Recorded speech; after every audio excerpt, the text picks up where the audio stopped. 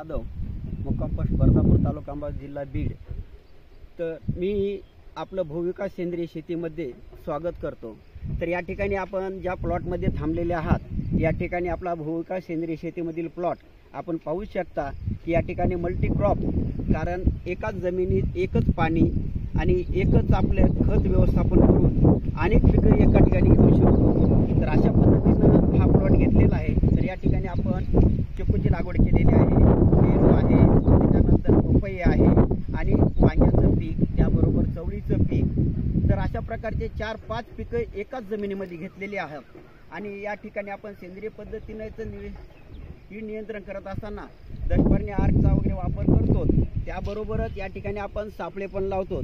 आपण या ठिकाणी पाहू शकता की या ठिकाणी आपण फळमाशीचा प्रादुर्भाव होऊ नये म्हणून या ठिकाणी फळमाशीचा सापळा आपण स्वस्तामध्ये घरच्या घरी तयार केलेला आहे।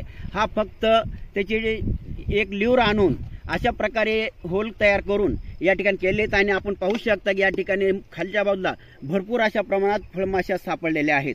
त्याचबरोबर स्पोडेप्टेरा आणि हेलिओस्कोर्पाच्या नियंत्रणासाठी आपण या ठिकाणी हा सापळा लावलेला आहे। तसंच आपण आणखी पाहू शकता की आपण या ठिकाणी आपल्या शेतीमध्ये प्रकाश सापळ्याचा वापर केलेला आहे।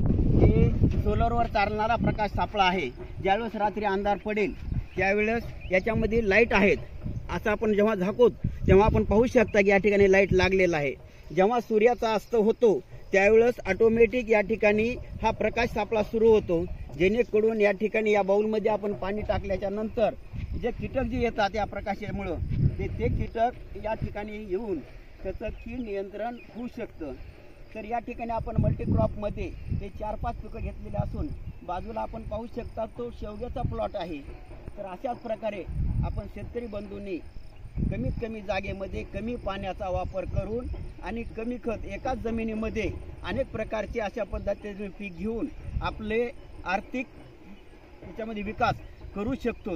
तर सर्व शेतकरी बांधवांना विनंती आहे की आपण बी अशाच पद्धतीनं पिकं घेऊन आपलं जास्तीत जास्त आर्थिक उत्पादन कसं वाढवता येईल यासाठी प्रयत्न करावेत। आणि तुम्ही पण मी ज्या पद्धतीने केलं असं तुम्ही पण करावं अशी आपणास विनंती करतो। नमस्कार।